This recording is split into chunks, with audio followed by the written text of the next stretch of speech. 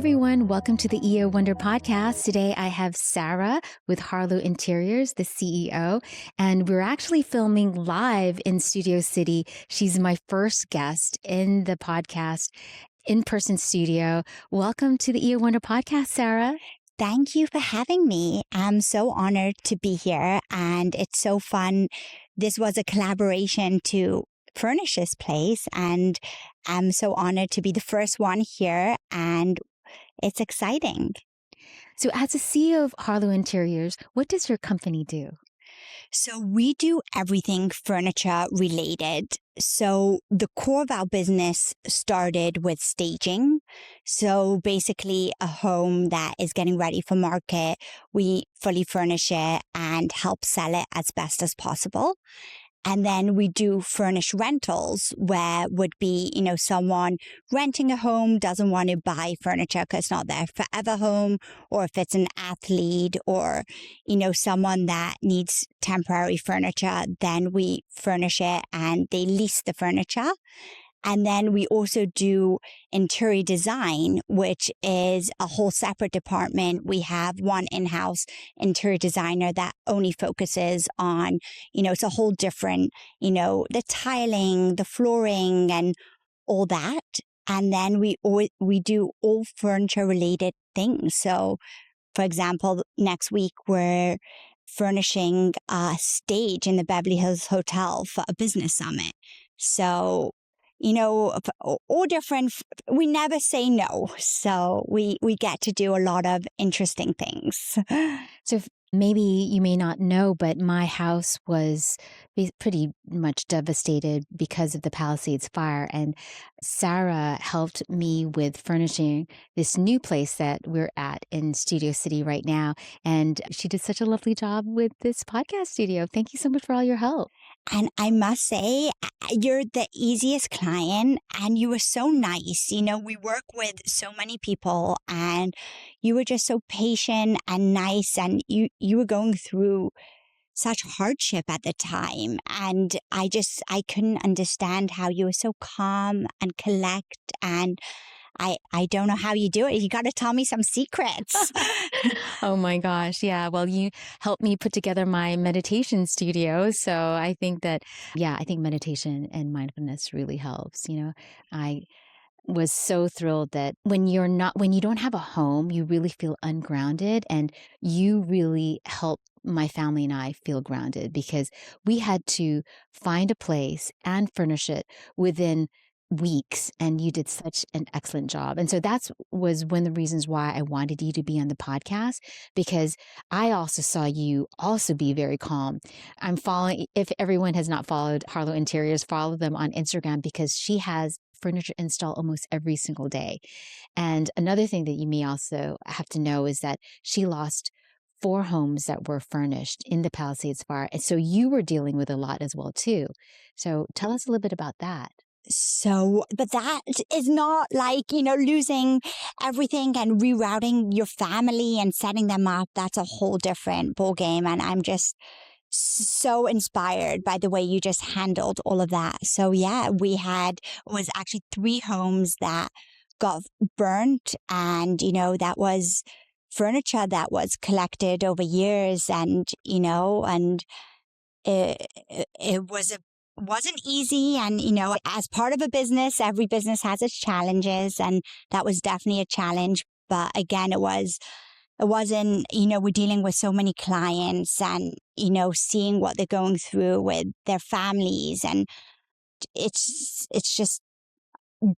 not even a disaster doesn't put it justice. So yeah, but it was just amazing to, see you going through it and just being so calm and so nice. Also you treat your vendors with, as a person. Like I remember you got me flowers, and the lead designer, Kaylee, and, a lot of clients, don't do that. We're looked at as a vendor and, oh, they did their job and they did it well. And let's move on to the next. But you look at people as a person, not, just a vendor. I think it was really fun because you're also super creative, and I think working with another creative was, I know, really, really, really fun. So tell us a little bit about how you started Harlow Interiors because you really are creative. Even if you take a look at Sarah, she always has like a cute hat or really cute outfit wherever she goes. Even though she's doing all this really, challenging work, she always looks so cute. Thank you. So I was born in England and raised in England. And then me and my husband, then boyfriend, were doing long distance for a while until it was like too much. And he's like, just move to LA, you'll love the weather. So I came out here and I started by going to FITM in downtown LA for fashion school. And I got my degree there, my BA, and in merch marketing. So I learned a lot of marketing and skills that even help me now. And I did an internship in the fashion industry, and it was so cutthroat. And have you ever watched The Devil Wears Prada? So it's really like that in real life. And I'm like, I don't want to be doing this my whole life and just putting people down. And so FITM had an interior design division. So I transferred. I did my degree in interior design. And even now in the, staging and interior business, it's very collaborative. I'm friends with other staging companies and, that say this is a job that I don't want to take in Glendale. I'm like, oh, reach out to her. She'll do a great job and take care of you. And, we could even, if someone's overstocked in inventory, it's way more collaborative than the fashion cutthroat and, throwing things out after a season and all that. Here, furniture lasts most times forever. If not, we could reupholster it. We could do so many things. And we even do that in-house at my warehouse. We have a workstation where, we have an agent sometimes. I want a blue sofa and it only comes in purple or whatever. We could, for example, a piano, an agent wanted a hot pink piano. It was in West Hollywood. And he said, I need a hot pink piano here. So we had an artist come to our warehouse, paint the piano hot pink, and then we installed it. So we could do anything. So tell us about your first job with staging because with interior design you can go and make someone's forever home beautiful, but did you start off with staging? Yes. So right after I graduated design, I furnished Airbnbs for my brother-in-law had a business. He had, empty real estate, and then he would furnish it and then manage it, and then he would do it for other people as well. So it's kind of similar to staging, but on, buying stuff from Wayfair. And so I was doing that for a little bit for him, and I learned a lot. And then the owner would be purchasing the furniture. I would be just designing it and putting it together. And then I was like, let me do it more higher end because I like nice stuff. So I literally started from nothing. I knocked onto, there was a few blocks away, there was a new construction, a developer was building. I asked the worker at the house, oh, can I have the owner's number? He looked at me, but he was like, oh, I was wearing heels that day. I was English. I used to dress in heels every day before I got Californialized and more chilled. And he gave me the number and I called him and I was like, you know what? I'll stage it for nothing. And he paid me not even, it didn't even cover half the cost. And it was my first investment into the business. And I ordered all the furniture then to my house and we set it up. It was really homemade, but we got the first house done. It was a stunning, beautiful house, $6 million house. That was the first house. And I brought every single agent into that. And I was like, look what I could do. Look. And then from there, it's all been word of mouth ever since. And from there, I ordered stuff to my house. Once my garage got too big, a friend of mine's house that they were developing. They were waiting for permits. I used their empty house that was sitting empty as storage. Then I took a 2,000 square foot warehouse, and then now we're in a 20,000 square foot warehouse. And so it's happened very quickly, and through the steps, a lot of stepping stones, and I learned a lot of lessons on the way, but it's been a fun journey, and I love what I do. And it's interesting. Every day we don't know what will come my way, especially in this business where it's so high risk. Like today, I have 6 trucks on the road. So if one truck, can't get up the hill, we map everything out. But for example, we've done an install on the Birch Streets where the way the house was situated, no truck could go up. So we had to park at the bottom of the road and have 2 pickup trucks take all the furniture up and down. So we run into a lot of logistical issues. But again, if we were prepared, and, I have, a really good logistical assistance at the warehouse, my operations manager, and, so we try and prevent all these problems. But every day you just don't know what will come. We will say another day at Harlow. That is so amazing. So you had the courage to go to this house and knock on the door, talk to a worker, and say, I'm going to do this. What did the owner say? So at the beginning, he was skeptical. And then once I showed him, my portfolio I did in school, and then some other Airbnbs, and then I created mood boards of what I would put in the house, he gave me a chance, because I think he was very tight on cash towards the end of the build and he wanted to sell it. And actually, now that I'm thinking about it, that house actually went on Selling Sunset. The first house we did On TV. on TV, yes. But yeah, and then it's just when I do something all the way. And I think I was quite bored being in LA, and my husband then was in law school, and I didn't have any friends or family. I had his family, but I just wanted something to be busy with. And once I put my mind to something, this became my project, my baby, and 24/7. And here I am 5 years later, still work 24/7, even with 20 employees, but it's fun. Wow. And also kids now. Yes, I have 2 daughters, one age 6 and one age 2. Wow. So you had a newborn when you started? So I started this before kids, and kids happened along the way. And yeah, but I don't let that get involved. Like my waters broke when I was negotiating. I still remember what deal I was negotiating, a pretty large furniture sale. And I just ended the call and, got the deal done. And then I gave birth on a Sunday. On Thursday, I was at a job site. It was a multi-family in Beverly Hills that I worked about a year to close a contract, and it was a huge job. And, you know, with this business, however many people you have, they still want to see me and know that I'm involved. So, yeah, I had one of my girls pick me up. I was still on meds. I couldn't even drive legally. And take me there. I showed my face. I walked the property and I came back. To the hospital? No, I was home then. I hate hospitals. I leave like 12 hours after. Wow. That is dedication. But yes, struggling, with the kids, what I find helps me is just being really organized.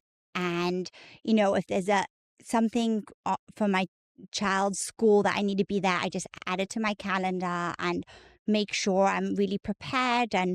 But it's definitely a lot with, managing that and work, and, especially my husband's busy with his work. So it's a lot, but again, just being really organized and on it and prioritizing what's important, because at the end of the day, these milestones of these kids growing up, they grow up so quickly that I need to remind myself not to miss. Right, and you always look so calm. So besides being organized and calm, are there any other qualities that you have that makes you successful? I think that I'm tough on myself and I just push myself. So there's no, I don't say no to myself either. So, it'll just happen and we'll make it happen. So in your first job, how did you fund the inventory? Right. So thankfully, then my husband gave me some, my dad gave me some. And, it's like, believe in me. And then they did.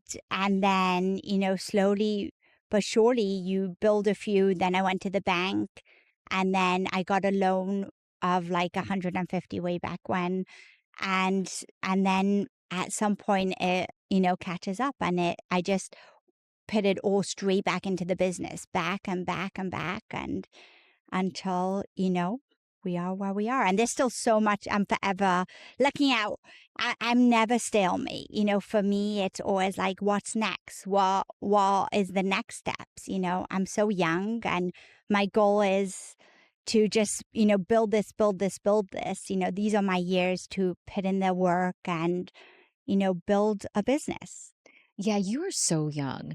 And when I realized that you were the owner and you were actually walking through the house with me, like that was so impressive to me as well, because you have what before, I hired you, I was looking through your Instagram and you were so busy. And then when you actually came, like I thought that that was so amazing. So yeah, I like to be hands on and I feel like, just making sure my clients are happy and putting a face to the business and it's important. So there are a lot of trends when it comes to furniture, and I know that you also travel a lot. I think recently saw that you're in Europe, and how do you keep up with the trends with furniture? When my friends came over, they were like, "Oh my God, you have boucle like was very vintage from before, and now it's coming back." And how do you keep the furniture fresh? So I go to all the furniture trade shows. So a month ago, as you mentioned, I was in the Milan Furniture Show. It's the biggest furniture show in the world. And you learn about different vendors. We actually placed an order, which is coming in 6 weeks. It's exciting. You'll love one of the sofas. It's a beautiful cream sofa with an orange rim across. It's very your vibe. And it's just keeping up to date. In a few weeks, it's the Vegas show twice a year in North Carolina. And it's just making sure forever purchasing, new product because a lot of homes sell fully furnished. So we then need to replenish. So we're forever buying. So we get, out with the old and in with the new. I didn't know that. So when you stage a house, they will say, "I want it with the furniture." So every home we stage, when we're done the job, we send an itemized inventory list. And our goal, honestly, is to get buyers to buy the furniture. That's honestly where we make most of the markup. And a lot of times, second home buyers from buying a second home and don't want to be busy with it or it looks pretty, I like it. And we change a few things out. Like sometimes they don't have kids and we have two twin beds, pet a queen, but very minimal. And then they could just bring their toothbrushes and move right in. I know when you moved us in, there were towels, right? There were washcloths, like, you did everything. I mean, there was cutting boards, so thank you so much for all the details. My pleasure. And again, I brand myself as very detail orientated in a staging company in the sense that we work with each client to what they want. Way more than a lot of these larger staging companies don't have that attention and it could, for example, we made a podcast room and a meditation center, but and we've done all sorts of things for clients, some crazy things. But if that's what they want and that's what they need, we source the items, we install it. And again, we're also a lot more flexible than what I've learned in business is there's always going to be the larger company. But if I could be personable and, not, oh, it says in my contract and, bend a little, each client, let's say a developer who I have a good relationship pays half up front, half at the close of escrow, dealing with each client. And, I have these people who only use me for, all their staging needs or furnishing needs. What are some of the crazy, challenging things you've done with furniture installs?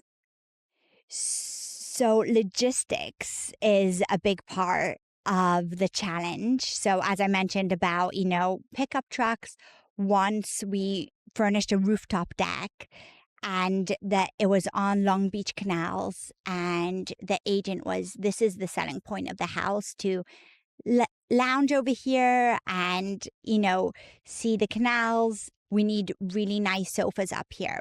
But the only way through the house is these little tight staircase. So we got a crane and we craned all the furniture up and the house sold within like 2 weeks. And then we got the crane back and took the furniture down. I thought they'll buy the furniture on the roof, but That we would have been great. but then we didn't want to tell them what we did to get it up there because we wanted the sale to happen. That's true. S- But you said you also furnish homes in Utah. So yes, we've done everything in the sense. So this was a client who we've done work for them in the past, and she bought her vacation home in Utah, and she was like, "I don't want any furniture company there. Like, we have this relationship. I love your work. I love your team." So I flew with with the client to Utah. We did a walkthrough of the house. I took all the notes. We then came up with a design concept. We met with her here in LA and went over everything. And then we ordered all the furniture that she wanted to our warehouse. We assembled, prepped, packed, shipped everything to Utah. I flew 7 team members up there, put them in a hotel for 2 nights, and we did a 2-day installation and then came back. Wow, they must really love you. And it's so it feels so good. Like even now, this was even 2 years ago. She sends me pictures when she's skiing. Thank you for making my stay so comfortable. And it feels so good to actually, there's a purpose to what I do, and it helps people's quality of life. And living in a nice place is so important. It helps your mental health and to see even now, seeing a place that we put effort in together, being used and enjoyed, it's so rewarding. You also mentioned that you work with a lot of athletes. Tell us a little bit about that. Sure. So a lot of times athletes don't like to be involved in, furniture picking. They just like what's pretty. So, for example, there was an athlete who was injured and needed a 6-month rental. He's not going to buy furniture for 6 months. So we met his manager, went over all his needs, and then, set him up, and he was there for his training, and he had a great stay. And just a lot of athletes, they don't like being involved in furniture. So, and then once you do one, they tell the friend and tell the friend on the same team. And, then it keeps us busy. Yeah, so professional athletes, like, yeah, Exactly. Yeah. And NBA players as well. And that's so exciting because that means you can do so many different vibes because our vibe here is like tropical zen, and then so you could probably do like ESPN style. exactly. And that's what I say. We don't have that Harlow look. We could do whatever. Even in our Instagram, you could see some different looks, but we don't post, which I need to work on updating my ecom. But and most my clients are very private and do not want us to share. Even their homes, even if we don't say who it is, they don't want us to take photography. Some of them do that. But yeah, one of them, an athlete, it was actually on the Laker team, we furnished their house, and they wanted pictures all over. And in the gym he wanted boxing. We got Muhammad Ali pictures. We have fun, and the design team really they really enjoy it. That's what's fun at Harlow. We all come into work, and it's a collaboration, and everyone puts in there's no right or wrong, and it's fun. But those are less challenging than staging. Staging is more challenging because you have two clients. You have the developer, and then you have the realtor, and you have to please both of them. And sometimes they don't, not on the same page. And then we have our experience of what sells a home. And sometimes they want like to over furnish to make sure they get their money's worth. But then we know we want to make the room feel larger. And it's always that hard balance of when to push back, when not to push back, and pleasing so many people, because the realtor has to believe in your product in order to sell it. And the developer is usually the one who's paying. So it's kind of that balance. And here and there, doing it so much, we kind of know what sells and what doesn't. And we've had a time where, we did our thing. The developer wants a certain way. We change it to his way. The house doesn't sell. We fix it up, and then there's an offer. See? So they should listen to you.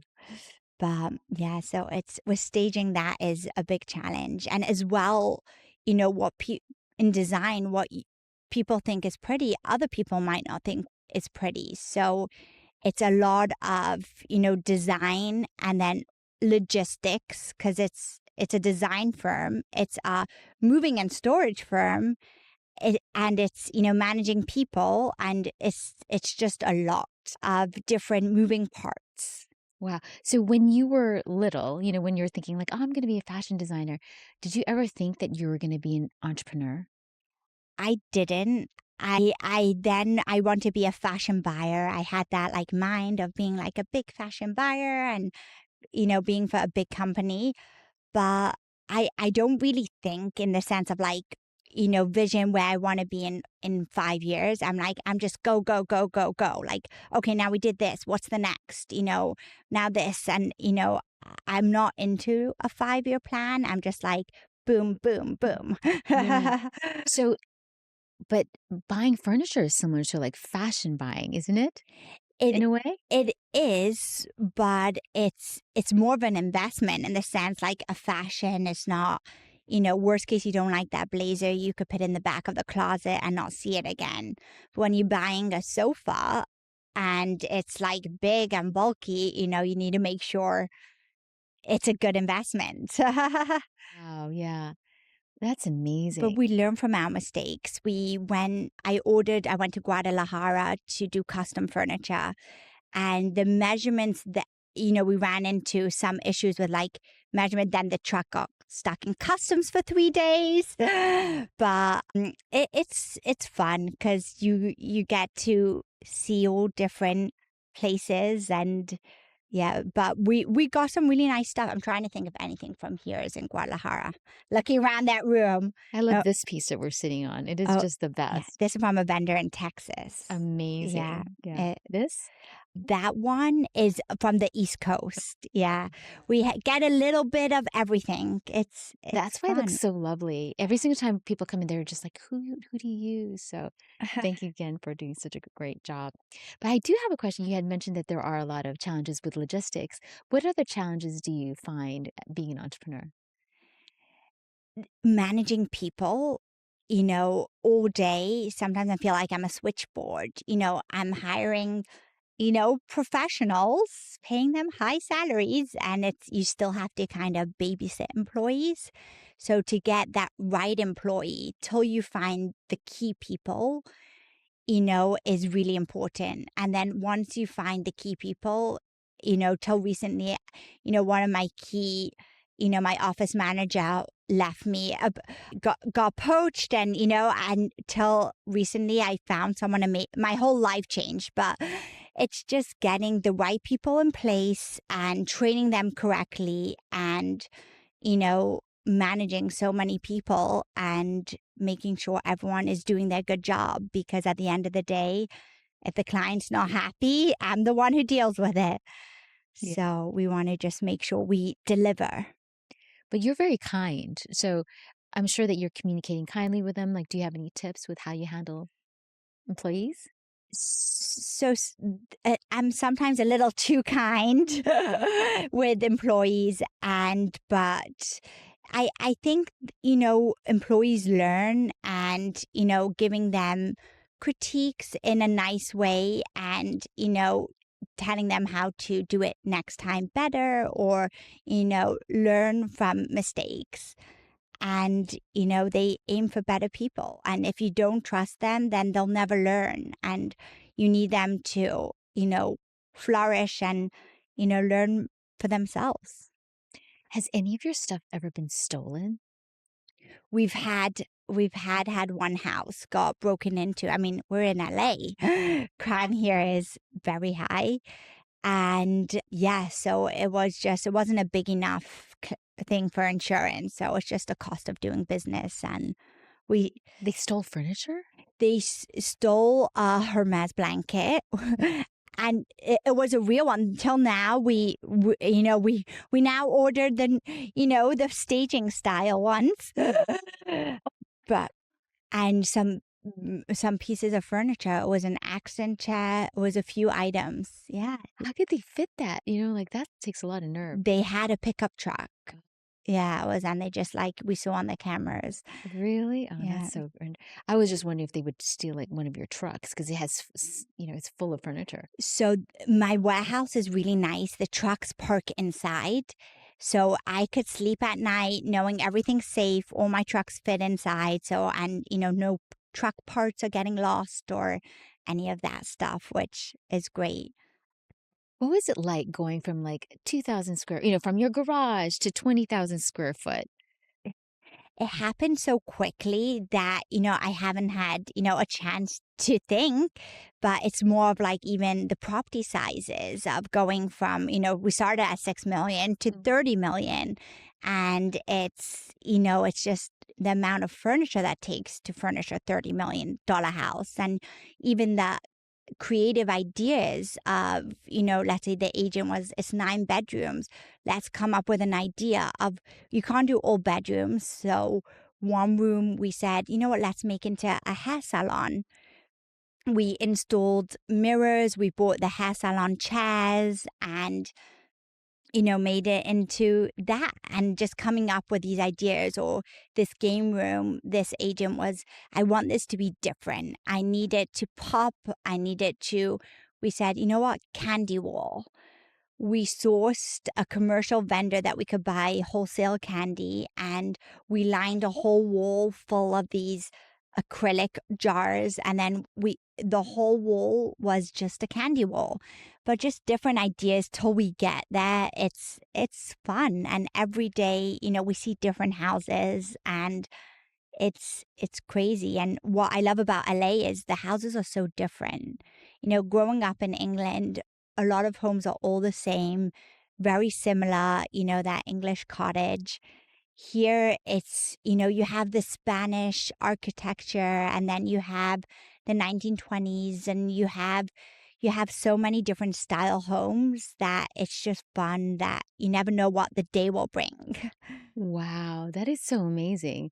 Like the fact that you can be so creative to put a hair salon in a 9-bedroom house. How'd you come up with that idea? Well, we had a gym already. We had an office. We had a theater. We had a game room. We had like, everything.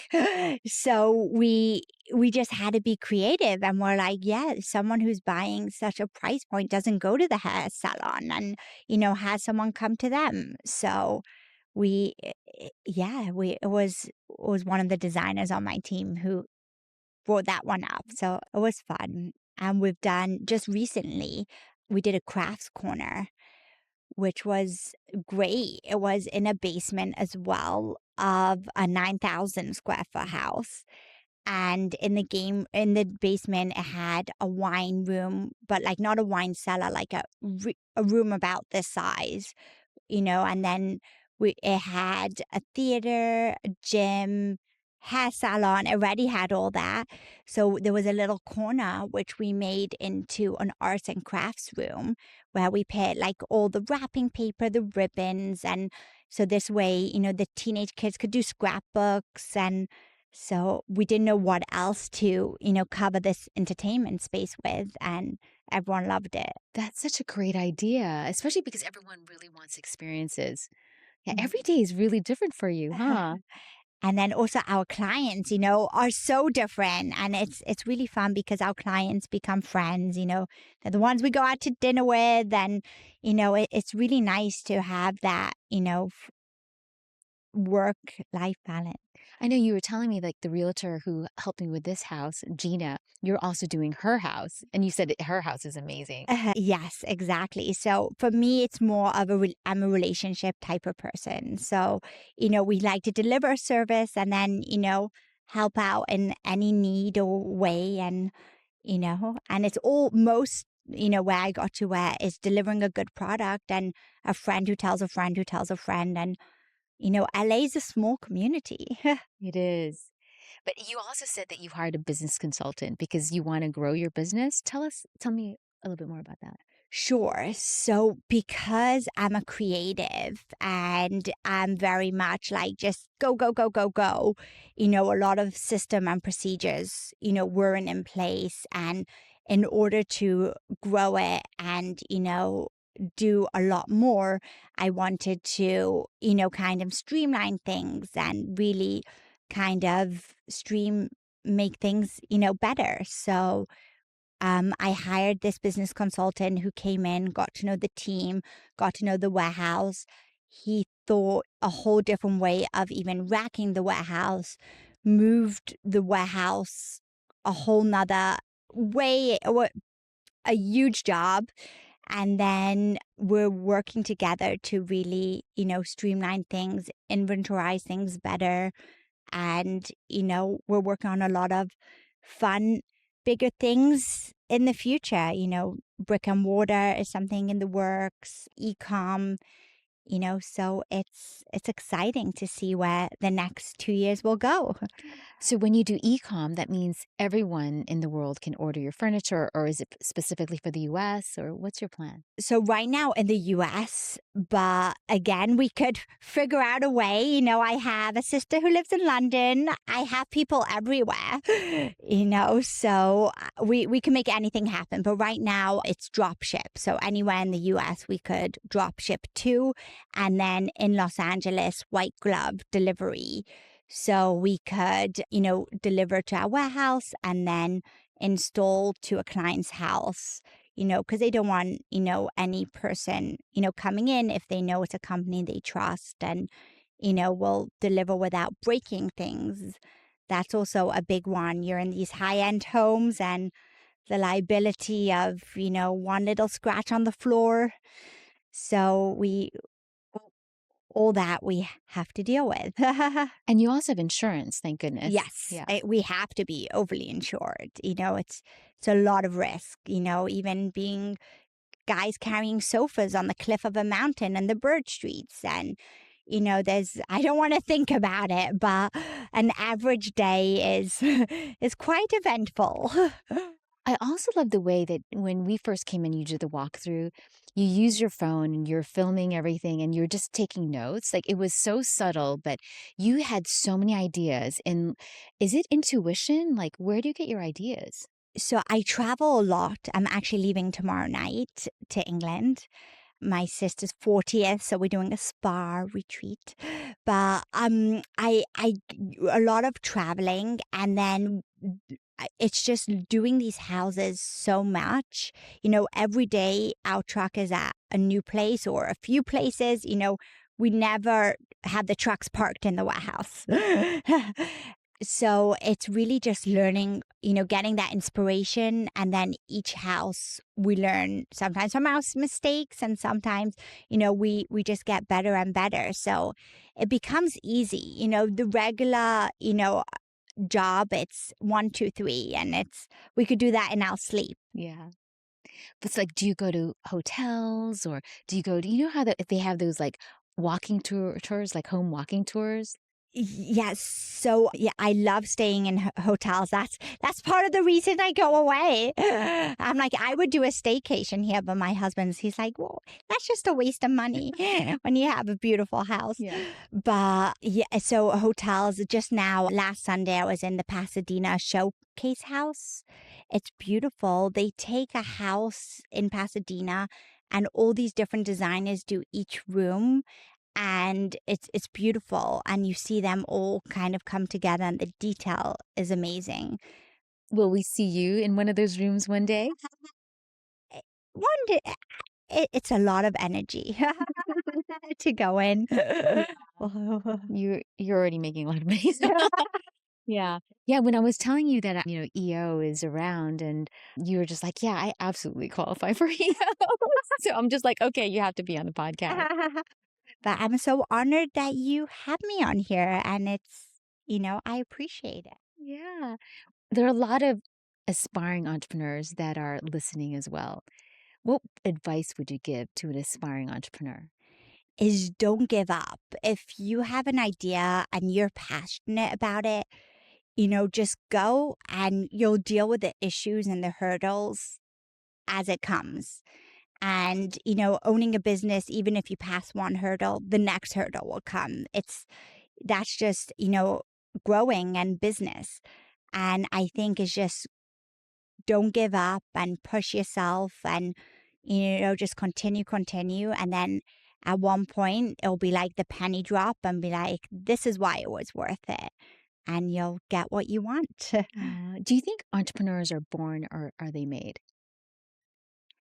I think you're born with the, vision and, able to do it, but they're made through experience because, you get shaped through life. And, I think I'm a mom, but being an entrepreneur is way harder.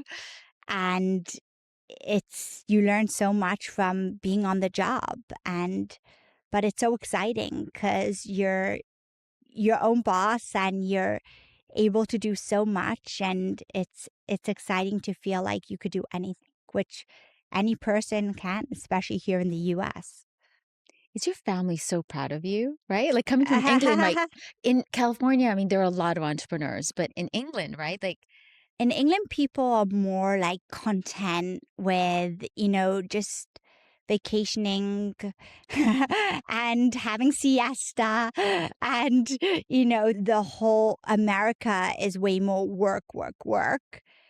And it's interesting. I think they enjoyed their life.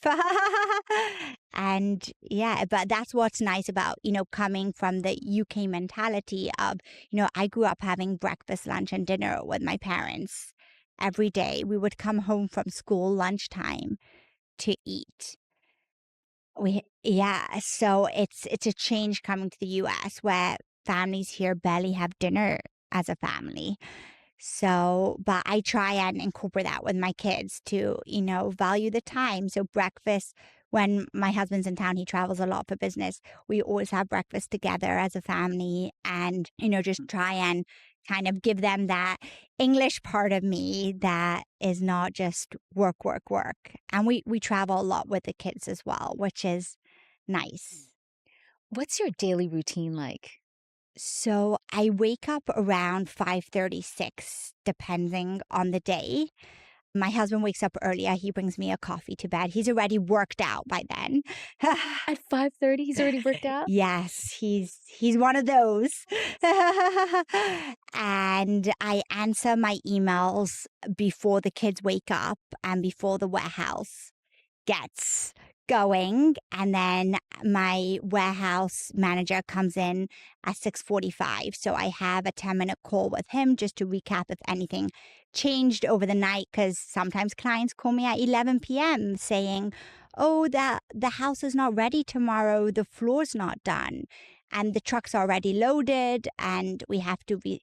There's stories like that happen.